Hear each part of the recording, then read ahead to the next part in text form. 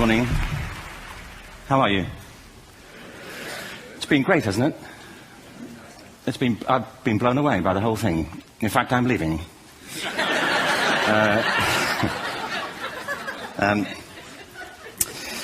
There have been three themes, haven't there, running through the conference, which are relevant to what I want to talk about. One is the extraordinary evidence of human creativity in all of the presentations that we've had and in all the people here.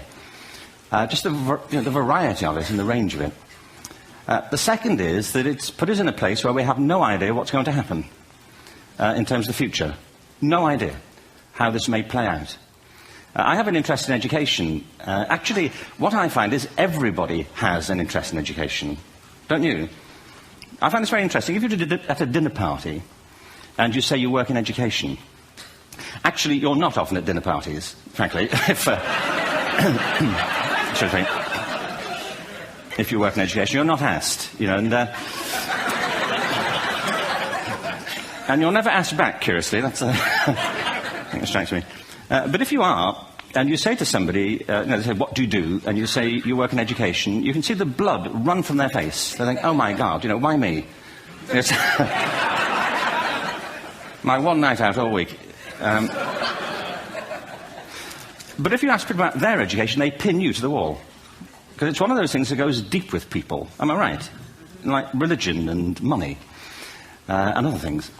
So I have a big interest in education, and I think we all do. We have a huge vested interest in it, partly because it's education that's meant to take us into this future that we can't grasp. If you think of it, children starting school this year will be retiring in 2065. Nobody has a clue, despite all the expertise that's been on parade for the past 4 days, what the world will look like in 5 years' time. And yet we're meant to be educating them for it.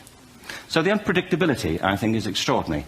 And the third part of this is that we've all agreed, nonetheless, on the really extraordinary capacities that children have, their capacities for innovation. And my contention is all kids have tremendous talents, and we squander them pretty ruthlessly. So I want to talk about education, and I want to talk about creativity. My contention is that creativity now is as important in education as literacy, and we should treat it with the same status. Thank you.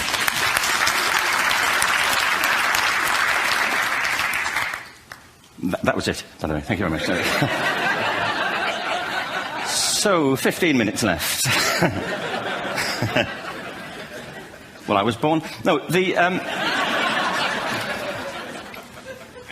I had a great story recently, I love telling it, of a little girl who was in a drawing lesson. She was 6, and she was at the back drawing, and the teacher said this little girl hardly ever paid attention. And in this drawing lesson, she did. And the teacher was fascinated. She went over to her and she said, what are you drawing? And the girl said, I'm drawing a picture of God. And the teacher said, but nobody knows what God looks like. And the girl said, they will in a minute.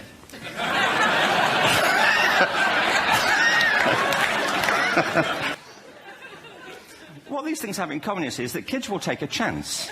You know, if they don't know, they'll have a go. Am I right? They're not frightened of being wrong. Now, I don't mean to say that being wrong is the same thing as being creative. What we do know is, if you're not prepared to be wrong, you will never come up with anything original. If you're not prepared to be wrong. And by the time they get to be adults, most kids have lost that capacity. They have become frightened of being wrong. And we run our companies this, by the way. We stigmatize mistakes. And we're now running national education systems where mistakes are the worst thing you can make. And the result is that we are educating people out of their creative capacities. Picasso once said this. He said that all children are born artists. The problem is to remain an artist as we grow up. I believe this passionately, that we don't grow into creativity, we grow out of it. Or rather, we get educated out of it. So why is this? Has the same hierarchy of subjects. Everyone, doesn't matter where you go, you think it would be otherwise, but it isn't. At the top are mathematics and languages, then the humanities, and at the bottom are the arts, everywhere on earth. And in pretty much every system too, there's a hierarchy within the arts. Art and music are normally given a higher status in schools than drama and dance. There isn't an education system on the planet that teaches dance every day to children the way we teach them mathematics. Why? Why not? I think this is rather important. I think maths is very important, but so is dance. Children dance all the time if they're allowed to. We all do. We all have bodies, don't we? Yeah. Did I miss a meeting? I mean, I think...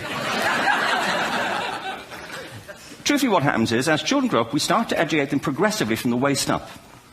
And then we focus on their heads, and slightly to one side. If you were to visit education as an alien and say, what's it for, public education, I think you'd have to conclude, if you look at the output, you know, who really succeeds by this? Who does everything they should? Who gets all the brownie points? You know, who are the winners?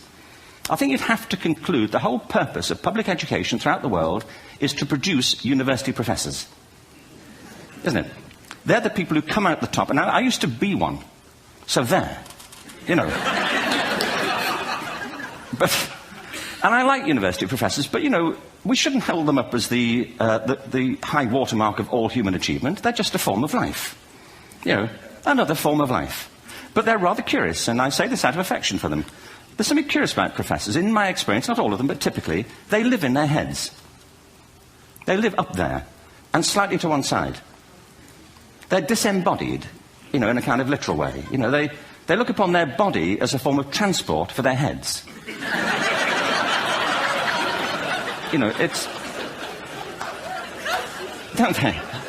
It's a way of getting their head to meetings.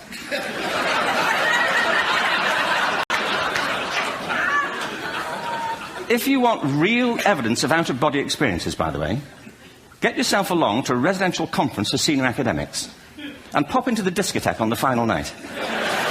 And there you will see it. Grown men and women writhing uncontrollably. Off the beat. Waiting to end so they can go home and write a paper about it. Now, our education system is predicated on the idea of academic ability. And there's a reason. The whole system was invented around the world. There were no public systems of education really before the 19th century. They all came into being to meet the needs of industrialism. So the hierarchy is rooted on two ideas. Number one, that the most useful subjects for work are at the top. So you were probably steered benignly away from things at school when you were a kid, things you liked, on the grounds you would never get a job doing that. Is that right? Don't do music, you're not going to be a musician. Don't do art, you won't be an artist. Benign advice. Now, profoundly mistaken. The whole world is engulfed in a revolution. And the second is academic ability, which has really come to dominate our view of intelligence because the universities designed the system in their image. If you think of it, the whole system of public education around the world is a protracted process of university entrance. And the consequence is that many highly talented, brilliant, creative people think they're not. Because the thing they were good at school wasn't valued or was actually stigmatized. And I think we can't afford to go on that way. In the next 30 years, according to UNESCO, more people worldwide will be graduating through education than since the beginning of history. More people. And it's the combination of all the things we've talked about, technology and its transformational effect on work, and demography and the huge explosion in population. Suddenly, degrees aren't worth anything. Isn't that true? When I was a student, if you had a degree, you had a job. If you didn't have a job, it's because you didn't want one. And I didn't want one, frankly, so... but now, kids with degrees are often heading home to carry on playing video games. Because you need an MA, where the previous job required a BA, and now you need a PhD for the other. It's a process of academic inflation, and it indicates the whole structure of education is shifting beneath our feet. We need to radically rethink our view of intelligence.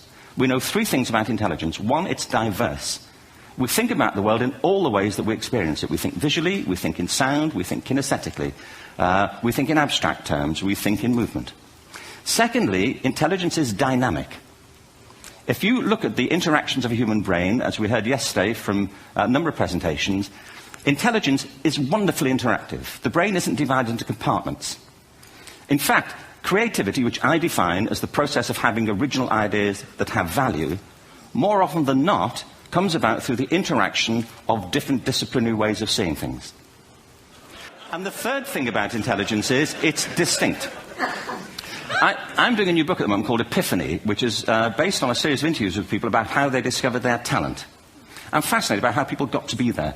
It's really prompted by a conversation I had with a wonderful woman who most people have never heard of. She's called Gillian Lynn. Have you heard of her? Some have. She's a choreographer, and everybody knows her work. She did Cats. and Phantom of the Opera. She's wonderful. I used to be on the board of the Royal Ballet in England, as you can see. And anyway, Jill and I had lunch one day. I said, how'd you get to be a dancer? And she said it was interesting. When she was at school, she was really hopeless. And the school in the 30s wrote to her parents and said, we think Gillian has a learning disorder. She couldn't concentrate, she was fidgeting. I think now they'd say she had ADHD. Wouldn't you? But this was the 1930s, and ADHD hadn't been invented, at this point, so it wasn't an available condition. People weren't aware they could have that.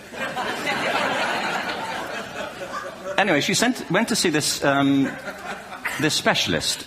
So this oak-panelled room, and she was there with her mother, and she was led and sat on this chair at the end, and she sat on her hands for 20 minutes while this man talked to her mother about all the problems Gillian was having at school. And at the end of it, because she was disturbing people, her homework was always late and so on, little kid of 8, in the end, the doctor went and sat next to Gillian and said, Gillian, I've listened to all these things that your mother's told me. I need to speak to her privately. So he said, wait here, we'll be back. We won't be very long. And they went and left her. But as they went out the room, he turned on the radio that was sitting on his desk. And when they got out the room, he said to her mother, just stand and watch her. And the minute they left the room, she said she was on her feet, moving to the music. And they watched for a few minutes, and he turned to her mother, and he said, Mrs. Lynn, Gillian isn't sick, she's a dancer. Take her to a dance school. I said, what happened? He said, she did. I can't tell you how wonderful it was. We walked in this room, and it was full of people like me. People who couldn't sit still. People who had to move to think. They did ballet, they did tap, they did jazz, they did modern, they did contemporary. She was eventually auditioned for the Royal Ballet School. She became a soloist. She had a wonderful career at the Royal Ballet. She eventually graduated from the Royal Ballet School, found her own company, the Gillian Dance Company, met Andrew Lloyd Webber. She's been responsible for some of the most successful musical theatre productions in history. She's given pleasure to millions, and she's a multi-millionaire. Somebody else might have put her on medication and told her to calm down. Now, I think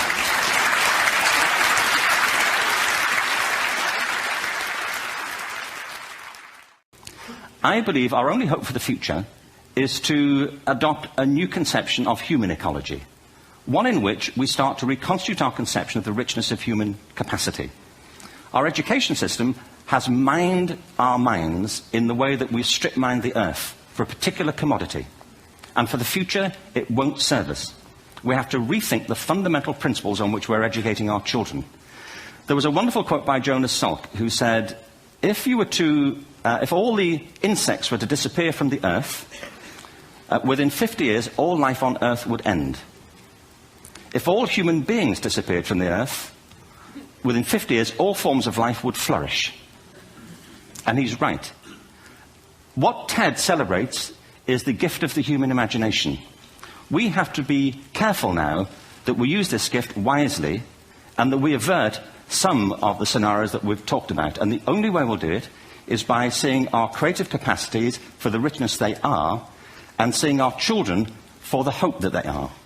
And our task is to educate their whole being so they can face this future. By the way, we may not see this future, but they will. And our job is to help them make something of it. Thank you very much. Bravo. Here, here. Good.